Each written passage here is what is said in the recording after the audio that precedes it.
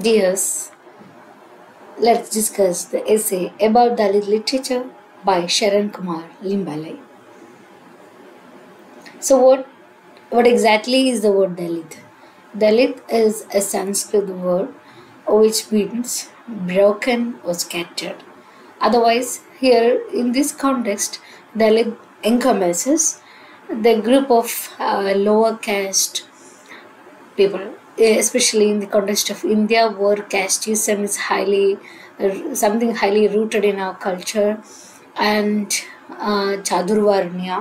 So, ഇതിൻ്റെയൊക്കെ ബേസിൽ വളരെ prominent ആയിട്ടുള്ള ഒരു റൈറ്ററായിട്ടുള്ള ശരൺ കുമാർ ലിംബാലെ എഴുതിയിട്ടുള്ള എസ്സേ ആണ് about Dalit literature. Sharan Kumar Limbale, here he is, Marathi poet and literary critic who has written 40 plus books.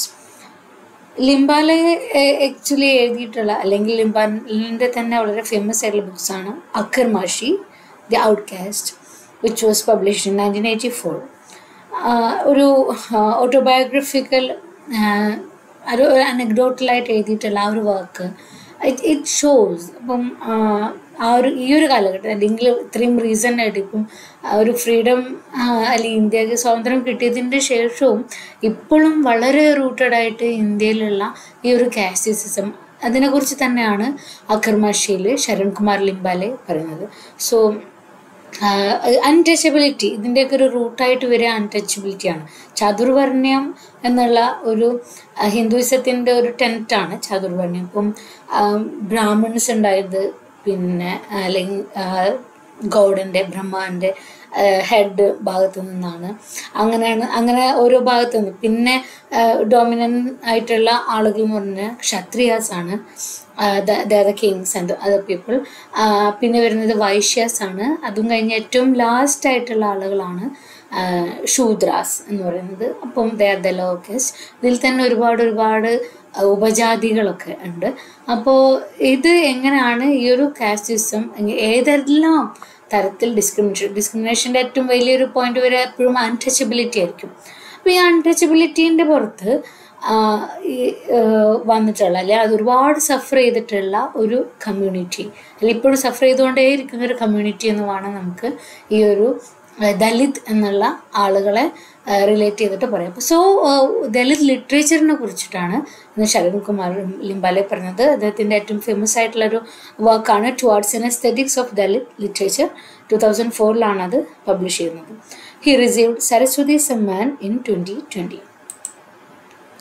Dalit literature എന്ന് പറയുമ്പോൾ it emerged in the 1960s in the Marathi language, then in Bangla, Hindi, Kannada, Punjabi, Sindhi and Tamil. ഈ മറാത്തി ലാംഗ്വേജിൽ തന്നെ ഇപ്പം അക്കർമാഷിയൊക്കെ വരുന്നത് മറാത്തി തന്നെയാണ്. ശരൺ കുമാർ ലിംബാലെ എഴുതുന്നത് ഈ ഒരു മഹാരാഷ്ട്ര അല്ലെങ്കിൽ മറാത്തി ലാംഗ്വേജ് തന്നെയാണ്. പിന്നെ ബംഗ്ലാദേശിലും ഹിന്ദിയിലും കന്നഡയിലും ഒക്കെ തന്നെ ഈ ഒരു ദലിത് ലിറ്ററേച്ചർ എന്നുള്ള ഒരു വരുന്നുണ്ട്. ഒരു ലിറ്ററേച്ചറിൻ്റെ തന്നെ ഒരു ബിക്കോസ് വി നോ ലിറ്ററേച്ചറിൽ തന്നെ പലതരം say African literature is there, ethnic literature. ഇപ്പോൾ ഇന്ത്യൻ കോണ്ടെക്സ്റ്റിൽ പറയുകയാണെന്നുണ്ടെങ്കിൽ മൈനോറിറ്റീസിനെ നമ്മൾ കുറച്ചധികം ഫോക്കസ് കൊടുക്കണം. ഇപ്പോൾ ഫെമിനിസ്റ്റ് ലിറ്ററേച്ചർ എന്നുള്ളത് ഒക്കെ വേറെ ഡിഫറൻഷിയേറ്റ് ചെയ്ത് തന്നെ വരുന്ന ഡിസബിലിറ്റി നെറേറ്റീവ്സ് ഒക്കെ അങ്ങനെ വരുന്നതിൽ നമ്മൾ ദലിത് അല്ലെങ്കിൽ ഈ ഒരു സോഷ്യലി പിന്നെ ഡൗൺ ട്രോഡൻ ആയിട്ടുള്ള ഒരു കമ്മ്യൂണിറ്റി അല്ലെങ്കിൽ അവരുടെ ലിറ്ററേച്ചറിനെ കളക്റ്റീവായിട്ടാണ് ഈ ദലിത് ലിറ്ററേച്ചർ എന്നുള്ളൊരു ടേം യൂസ് ചെയ്യുന്നത്. സ്വാഭാവികമായിട്ടും അതിൽ poems, short stories and mostly autobiographies. ഭാമൻ്റെ കറുക്കൊക്കെ പോലുള്ള വർക്ക്സ് വായിച്ചിട്ടുള്ള ആളുകൾക്ക് മനസ്സിലാവും അതൊക്കെ ഈ ഓട്ടോബയോഗ്രഫീസ് എത്ര കണ്ട് ഈ ദലിത് ലിറ്ററേച്ചറിൽ ഇമ്പോർട്ടൻ്റ് ആണെന്നുള്ളത്. ഈ ഇങ്ങനൊരു വേക്ക് ഈ ഒരു ദലിത് കമ്മ്യൂണിറ്റിയിൽ മൊത്തം ഇന്ത്യയിലുള്ള എല്ലാ മൈനോറിറ്റി കമ്മ്യൂണിറ്റിയും ഈ ഒരു ഷെഡ്യൂൾഡ് കാസ്റ്റ് എന്ന് നമ്മൾ പറയുന്ന അല്ലെങ്കിൽ ശൂദ്രാസ് എന്ന് പറയുന്ന ഈ ഒരു കമ്മ്യൂണിറ്റീൻ്റെ അകത്ത് ഉണ്ടാക്കുന്നതിൽ വളരെ വലിയ പങ്ക് വഹിച്ചിട്ടുള്ള ആളാണ് ഡോക്ടർ BR അംബേദ്കർ.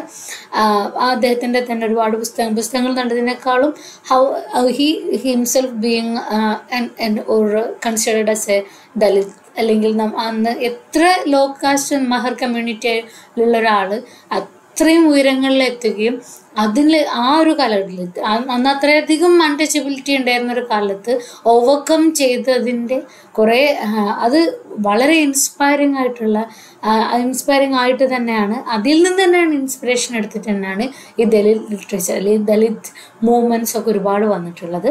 അത് important proponents are Namdeo Dhasal, Bama, Urmila, Pawar, etcetera. So when it comes to this essay about Dalit literature, Limbale in his essay describes Dalit literature as writings about Dalit sufferings by Dalit writers born out of their Dalit consciousness. അപ്പോൾ ലിംബാലെ ഈ ഒരു sentence ഓർത്ത് വെക്കാം. ഈ Dalit literature is writings about Dalit sufferings by Dalit writers. ഇപ്പോൾ African അല്ലാത്ത നമ്മൾ, ഇപ്പോൾ ഇന്ത്യക്കാരായിട്ടുള്ള ആരെങ്കിലും ആഫ്രിക്കക്കാരെ കുറിച്ച് എഴുതുന്നതാണോ, അതോ ഒരു ആഫ്രിക്കൻ തന്നെ ബീങ് ആൻ ആഫ്രിക്കൻ അല്ലെങ്കിൽ ആ ഒരു ഡാർക്ക് കോംപ്ലക്ഷൻ എന്ന് എപ്പോഴും ആക്ഷേപിക്കപ്പെടുന്ന ഒരു ഐഡൻറ്റിറ്റി ഉള്ള ആ ഒരു ആഫ്രിക്കക്കാരൻ തന്നെ ആളുടെ ആളെക്കുറിച്ച് എഴുതുന്നതാണോ ഏറ്റവും ഒതൻറ്റിക് ആവുക? ഓഫ് കോഴ്സ് അത് ഒരു ആഫ്രിക്കക്കാരൻ എഴുതുമ്പോൾ തന്നെ ഇരിക്കും, ഒരിക്കലും യൂറോപ്യൻ എഴുതുമ്പോഴല്ല.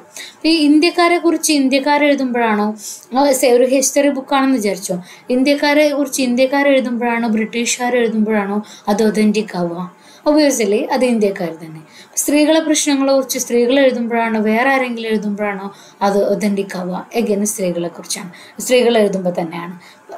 ലൈക്ക് വൈസ് ലിംബാലെ പറയുന്നത് ഇപ്പോൾ ദലിത് റൈറ്റേഴ്സ് അവരുടെ ആ ഒരു ദലിത് കോൺഷ്യസ്നെസ്സോടു കൂടി തന്നെ, ആ ഒരു ദലിത് ബോധത്തോടു കൂടെ തന്നെ, ലൈക്ക് അവരുടെ ഒരു ഇൻഫീരിയോറിറ്റി കോംപ്ലക്സ് അല്ലെങ്കിൽ there are different types of people. ഇപ്പം ഒരു കമ്മ്യൂണിറ്റീൻ്റെ അകത്ത് നിന്നുകൊണ്ട് തന്നെ ആ കമ്മ്യൂണിറ്റിനോട് താതാത്മ്യം പ്രാപിക്കാത്ത ചില ആളുകളുണ്ടായിരിക്കും. ലൈക്ക് മീൻസ് അങ്ങനെയല്ല, ഇത് ദലിത് കോൺഷ്യസ്നെസ്സോടു കൂടെ തന്നെ അവരുടെ സഫറിങ്സിനെ കുറിച്ച് ദലിത് റൈറ്റേഴ്സ് എഴുതുമ്പോഴാണ് അത് ദലിത് ലിറ്ററേച്ചർ ആവുക എന്ന് പറയുന്നുണ്ട്. So that's Dalit literature. The purpose of this literature is to spread awareness amongst the Dalit society about their slavery and narrate the pain and suffering of the same to the rest of the society. അപ്പോൾ ഈ ഒരു ദലിത് ലിറ്ററേച്ചറിൻ്റെ purpose തന്നെ, literature എന്ന് പറയുമ്പോൾ നമ്മളൊരു art, literature എന്ന് പറഞ്ഞിട്ട് നമ്മളെ കൺസോളിങ് ആവുന്ന രീതിയിലോ അല്ലെങ്കിൽ നമ്മൾക്ക് ഒരു എൻലൈറ്റ്മെൻറ്റ് തരുന്ന രീതിയിലോ എൻജോയ്മെൻറ്റ് തരുന്ന രീതിയിലോ പലതരത്തിലുള്ള ലിറ്ററേച്ചേഴ്സ് ഉണ്ട്, റൈറ്റ്? അപ്പോൾ അത് നമ്മൾ ഈ ഫീൽ ഗുഡ് എന്നൊക്കെ പറയുന്ന ആ ഒരു കോൺസെപ്റ്റിലുണ്ട്. അപ്പോൾ പക്ഷെ when it comes to Dalit ലിറ്ററേച്ചറിൻ്റെ പേർപ്പസ് എന്ന് പറയുന്നത് ആ ഒരു സൊസൈറ്റി, ദലിത് സൊസൈറ്റിയെ, എസ്പെഷ്യലി ദലിത് സൊസൈറ്റിയിൽ എന്ത് ചെയ്യാണ്, അവെയർനെസ് ഉണ്ടാക്കാൻ വേണ്ടിയിട്ടാണ്. അബൌട്ട് ദെയർ സ്ലേവറി, അവരിപ്പോഴും he use the term slavery, abolish ചെയ്യപ്പെട്ടു എന്ന് നമ്മൾ വിചാരിക്കുന്ന അതേ സ്ലേവറി തന്നെയാണ് ലിംബാലെ ഇവിടെ മെൻഷൻ ചെയ്യുന്നത്. ഇപ്പോഴും പലതരത്തിലുള്ള അടിമത്തം ഇവിടെ ഉണ്ട്. So about their slavery and narrate the pain and suffering of the same to the rest of the society. അവരുടെ ആ ഒരു പെയിൻ അല്ലെങ്കിൽ അവർ അണ്ടർഗോ ചെയ്യുന്ന സഫറിങ്ങിൻ്റെ ഒക്കെ ആ ഒരു കഥകളും ബാക്കി സൊസൈറ്റിയിലെ ബാക്കി ആളുകളിലേക്കും എത്തിക്കാമെന്ന്. Otherwise how are we gonna know about it? ഇപ്പം ഓരോ കമ്മ്യൂണിറ്റിയും അല്ലെങ്കിൽ ഓരോരോ ഇന്ത്യയിൽ തന്നെ പല ജിയോഗ്രഫിക് ലൊക്കേഷൻ അനുസരിച്ചും ഈ വക കാര്യങ്ങളിലൊക്കെ വ്യത്യാസം ഉണ്ടായിരിക്കും. ഇപ്പോൾ ബാക്കിയുള്ള ആളുകൾക്ക് എങ്ങനെയാണ് നമ്മളെ പ്രയാസങ്ങൾ നമ്മൾ പറയാതെ അറിയാൻ പറ്റുക? ഒരിക്കലും അതുണ്ടാവില്ല. ലൈക്ക് വൈസ് ഇപ്പോൾ ഡിസബിലിറ്റി നെറേറ്റീവ്സ് ഒക്കെ ആണെന്നുണ്ടെങ്കിൽ ഒരു physically earlier we use the word handicapped, right? പിന്നെ നമ്മൾ അവരെ കൺസേൺ മനസ്സിൽ ഫിസിക്കലി ചലഞ്ചഡ് എന്ന് യൂസ് ചെയ്യാൻ തുടങ്ങി. പിന്നെ നമ്മൾ ഡിഫറെൻ്റ്ലി ഏബിൾഡ് എന്ന് യൂസ് ചെയ്യാൻ തുടങ്ങി. എക്സ്ട്രാ ഓർഡിനറി എന്ന് വരെ യൂസ് ചെയ്യാൻ തുടങ്ങി. You remember the series extra ordinary Tony woo ഒക്കെ കണ്ടിട്ടുള്ള കൊറിയൻ സീരീസ് കണ്ടിട്ടുള്ള ആളുകൾക്ക് മനസ്സിലാവും. The use the term is extra ordinary. Again ഇപ്പോഴും ഡിസേബിൾഡ് എന്നുള്ള പദത്തിലേക്ക് തന്നെ തിരിച്ചെത്തിയിട്ടുണ്ട്. പക്ഷേ ഡിസബിലിറ്റിയെ കുറിച്ച് അപ്പോൾ അവർ ആ ഒരു ലിവ്ഡ് എക്സ്പീരിയൻസിൽ നിന്നിട്ട് ഈ ഡിഫറെൻ്റ്ലി ഏബിൾഡ് ആയിട്ടുള്ള ആളുകൾ എഴുതുന്ന സമയത്താണ് അവരുടെ കൺസേൺസ് എന്താണെന്ന് ശരിക്കും മനസ്സിലായത്. അതർവൈസ് നമ്മൾ അസ്യൂം ചെയ്യായിരുന്നു, അല്ലെങ്കിൽ ബാക്കി ലോകം അസ്യൂം ചെയ്തിരുന്നു ഇതായിരിക്കും ഇവർക്ക് ആവശ്യം, ഇതായിരിക്കും ഇവർക്ക് വേണ്ടത്. സോ ലൈക്ക് വൈസ് സൊസൈറ്റിയിൽ നിന്ന് ഇവരെന്താണ് ആഗ്രഹിക്കണം എന്നുള്ളതിനെ കുറിച്ച്, അല്ലെങ്കിൽ സൊസൈറ്റിയിലേക്ക് ഇവരെന്താണ് കൊടുക്കുന്നത്, they are narrating the pain and suffering of the same. ഒരു ഇങ്ങനെ ഡിസ്ക്രിമിനേഷൻ്റെ പുറത്ത്, പലതരത്തിലുള്ള ഡിസ്ക്രിമിനേഷൻ്റെ പുറത്ത് ഇവർ സഫർ ചെയ്യുന്നതിനെ കുറിച്ച് ബാക്കി ലോകം കൂടെ അറിയുക എന്നുള്ളതാണ് the purpose of this literature. Again, to spread awareness among the Dalit society about their slavery and narrate the pain and suffering of the same to the rest of the society. He further asks whether it is justified to expect pleasure or beauty from a Dalit text which has primarily been written for social transformation and is a narrative of pain and suffering. പിന്നെ ലിംബാല അതിനെ തുടർന്ന് തന്നെ ചോദിക്കുകയാണ്. അപ്പം സ്വാഭാവികമായിട്ടൊരു social പർപ്പസോടുകൂടി, അല്ലെങ്കിൽ ഈ ലിറ്ററേച്ചറിൻ്റെ purpose എന്ന് പറഞ്ഞിട്ടുണ്ടെങ്കിൽ സൊസൈറ്റിയിലെ അവയർനെസ് ഉണ്ടാക്കാൻ വേണ്ടിയിട്ടാണ്. അപ്പം അങ്ങനെയുള്ളൊരു അവയർനെസ് ഉണ്ടാക്കാൻ വേണ്ടി എഴുതിയ ലിറ്ററേച്ചറിന് ഒരിക്കലും പ്ലഷർ അല്ലെങ്കിൽ ബ്യൂട്ടിയെ പ്രതീക്ഷിക്കരുത്. ഇപ്പം ലിറ്ററേച്ചർ എന്ന് പറഞ്ഞിട്ടുണ്ടെങ്കിൽ ഓട്ടോബയോഗ്രഫി അല്ല എന്നുണ്ടെങ്കിലും ഇനി ഫിക്ഷൻ ആണെന്നുണ്ടെങ്കിലും ഒരു നമ്മളൊരു പ്ലോട്ട് ആണെന്നുണ്ടെങ്കിൽ അതിന് തന്നെ സ്ട്രക്ചർ ഉണ്ടായിരിക്കുക, ഇതിനൊരു തുടക്കം ഉണ്ടായിരിക്കുക, ഒരു ഒടുക്കം ഉണ്ടായിരിക്കുക, ബാക്കിയെല്ലാം ബാലൻസിൽ പോവുക എന്നുള്ളതാണല്ലോ. സോ അപ്പോൾ ഇങ്ങനെയുള്ള ബാലൻസ് ഒന്നും ചിലപ്പോൾ എന്തിൽ പ്രതീക്ഷിക്കാൻ കഴിയില്ല, ദലിത് ലിറ്ററേച്ചറിൽ പ്രതീക്ഷിക്കുകയും ചെയ്യരുത് എന്നാണ് ലിംബാല പറയുന്നത്. കാരണം അതിൻ്റെ പർപ്പസ് എന്താണ്? സോഷ്യൽ ട്രാൻസ്ഫോർമേഷനാണ്. അതിൽ ദലിത് ലിറ്ററേച്ചർ എഴുതപ്പെടുന്നത് തന്നെ എന്തിനാ? സോഷ്യൽ ട്രാൻസ്ഫോർമേഷന് വേണ്ടിയിട്ടാണ്. Its focus is to spread awareness. So its focus is to spread awareness. ആളുകളിൽ ഒരു അവബോധം ഉണ്ടാക്കാൻ വേണ്ടിയിട്ടാണ്. Dalit literature rejects traditional aesthetics and demands new yardsticks for evaluating the aesthetics of a Dalit text. ഇനി ഇവിടെ ഞങ്ങൾ discuss ചെയ്യുന്ന ഭാഗങ്ങൾ ലിറ്റററി ക്രിറ്റിസിസം എന്ന് പറയുന്ന ഒരു പെർസ്പെക്റ്റീവിൽ നിന്നിട്ടാണ് ലിംബാല സംസാരിക്കുന്നത്. ലിറ്റററി ക്രിറ്റിസിസം എന്ന് പറയുമ്പം ഒരു വർക്ക് ഓഫ് ആർട്ടിനെ കുറിച്ച്, ആ ഓതറെ കുറിച്ച് വേറെ ആരെങ്കിലും ഒരു നിരൂപകർ അല്ലെങ്കിൽ നിരൂപണം ചെയ്യുന്നതിൻ്റെ സാഹിത്യ വിമർശനം ചെയ്യുക എന്നുള്ളതൊക്കെയാണ് ലിറ്റററി ക്രിറ്റിസിസത്തിൽ വരുന്നത്. സോ ഒരു ദലിതായിട്ടുള്ളൊരു റൈറ്റർ ആളുടെ ഒരു പുസ്തകം ഇറങ്ങി, സെബാമൻ്റെ കറുക്കിറങ്ങുന്നതും, ഓൺ ദി അതർ ഹാൻഡ് ഒരു ദലിതല്ലാത്ത സൊസൈറ്റിയിലെ എല്ലാ പ്രിവിലേജസും അനുഭവിക്കുന്ന ഒരു എലീറ്റ് കമ്മ്യൂണിറ്റിയുള്ള ആളെഴുതുന്ന ഒരു വർക്ക് ഓഫ് ആർട്ടും, ഈ രണ്ട് വർക്ക് ഓഫ് ആർട്ടും നമ്മൾ ഒരേ യാർഡ് സ്റ്റിക്സ് അല്ലെങ്കിൽ ഒരേ കണ്ടീഷൻസ് വെച്ചിട്ട് നമ്മൾ അളക്കാൻ നിൽക്കരുത് എന്നാണ് അവർ പറയുന്നത്. കാരണം സ്വാഭാവികമായിട്ടും ഒന്നിൻ്റെ പർപ്പസ് എന്താണ്? സോഷ്യൽ ട്രാൻസ്ഫോർമേഷനാണ്, അവയർനെസ് ഉണ്ടാക്കുക എന്നുള്ളത്. മറ്റതിൻ്റെ പർപ്പസ് എന്താ? റീഡേഴ്സിൻ്റെ പ്ലഷർ മാത്രമാണ്. So Dalit literature rejects traditional aesthetics and demands new yardsticks. അതിന് പഴയ അല്ലെങ്കിൽ ഏതൊരു പുസ്തകങ്ങൾ ഇപ്പം സ്വാഭാവികമായിട്ടും നമ്മൾ when we do some projects or something like things like that, അപ്പോൾ നമ്മൾ ചെയ്യുക ഏതെങ്കിലും രണ്ട് വർക്ക്സ് എടുത്ത് കമ്പയർ ചെയ്യുക ചെയ്യാം. അഗൈൻ അങ്ങനെ കമ്പയർ ചെയ്യുന്നതിൽ എടുത്ത് നമ്മളെ ഒരു ലിബർട്ടി ഉപയോഗിച്ചിട്ടുണ്ടെങ്കിൽ നമ്മളത് ചെയ്യാറുണ്ട്. But when it comes to Dalit literature അങ്ങനെ കമ്പയർ ചെയ്യരുത് എന്ന് തന്നെ, ന്യൂ യാർഡ് സ്റ്റിക്സ്, അതിന് പുതിയ അളവുകോലുകൾ വേണം തന്നെയാണ് ദലിത് റൈറ്റേഴ്സ് എസ്പെഷ്യലി ലിംബാലയൊക്കെ തന്നെ ഡിമാൻഡ് ചെയ്യുന്നത്. Dalit literature can be understood in the context of its uniqueness and inspiration as literature of the exploited and hence literature of rebellion.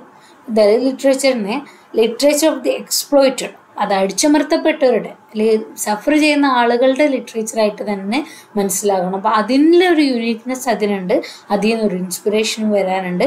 And hence it's literature of rebelling, ഒരു വിപ്ലവത്തിൻ്റെ ലിറ്ററേച്ചറായിട്ട് തന്നെ കണക്കാക്കണം എന്നാണ് ദലിത് ലിറ്ററേച്ചറിനെ കുറിച്ച് ലിംബാല പറയുന്നത്.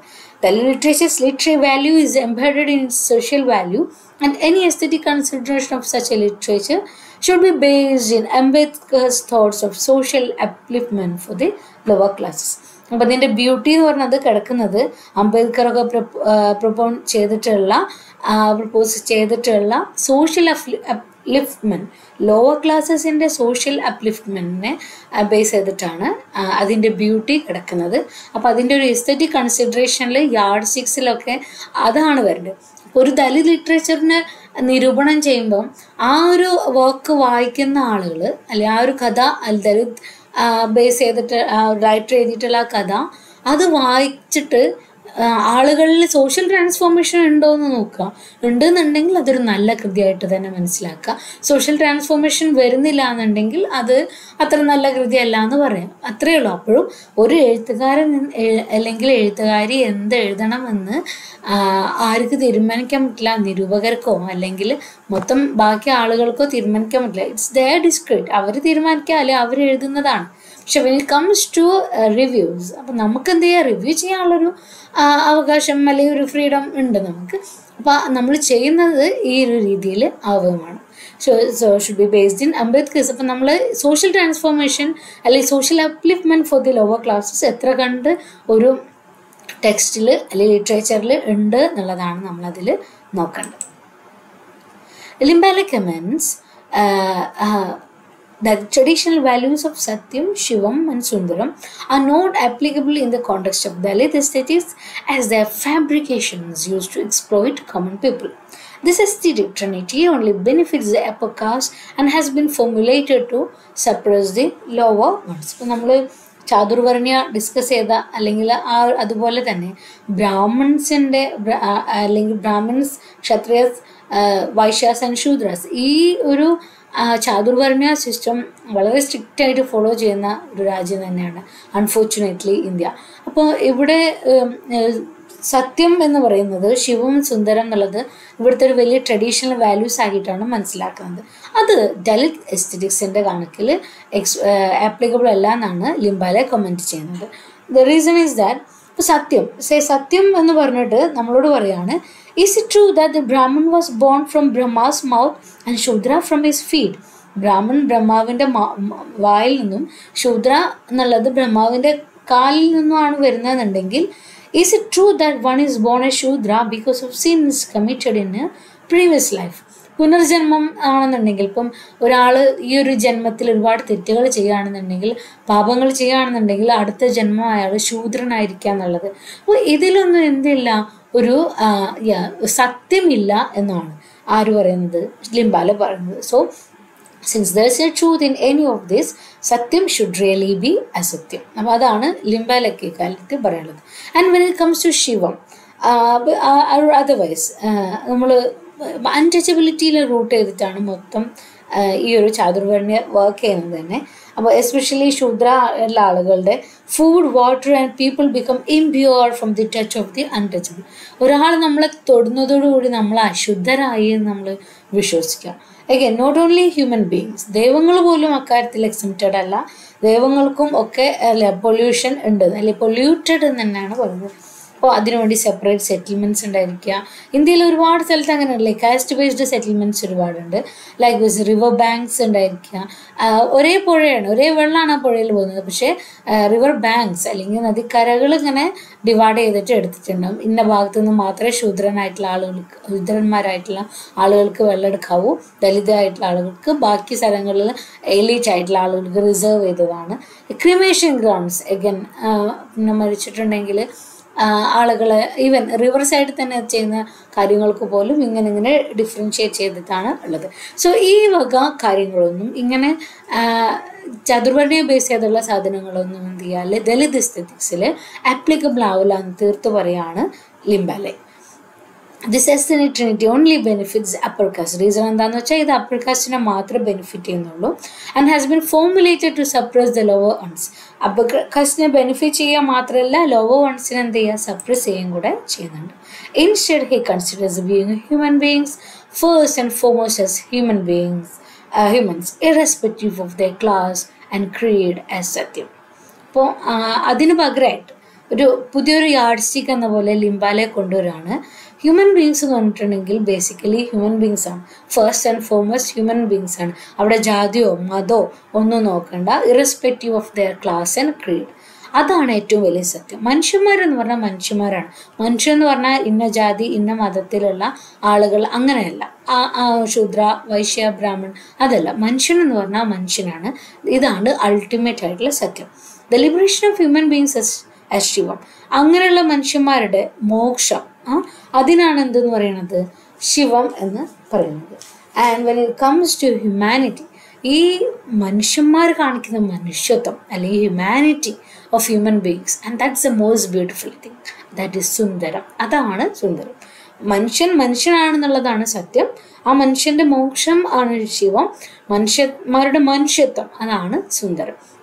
He at last gives aesthetic measures which form the foundation of Dalit literature, which are equality, liberty, justice and fraternity. അപ്പോൾ അതിൻ്റെ ഈ ഒരു എസ്സേ എൻഡ് ചെയ്യുന്നത് ഈസ് ഗിവിങ് എസ്തെറ്റിക് മെഷേഴ്സ്. ഈ ദലിത് ലിറ്ററേച്ചറിൻ്റെ ഫൗണ്ടേഷനായിട്ട് മാറുന്ന എസ്തെറ്റിക് മെഷേഴ്സ് പ്രൊപ്പോൺ ചെയ്തിട്ടാണ് ലിംബാലെ ഈ എസ്സേ കൺക്ലൂഡ് ചെയ്യുന്നത്. And they are equality, again equality നമുക്കറിയാം അർത്ഥം. ലിബർട്ടി, again ലിബർട്ടി എന്ന് പറഞ്ഞാൽ റെസ്ട്രിക്റ്റഡ് ഫ്രീഡം ആണെന്നുണ്ടെങ്കിലും ഫ്രീഡം തന്നെയാണ്.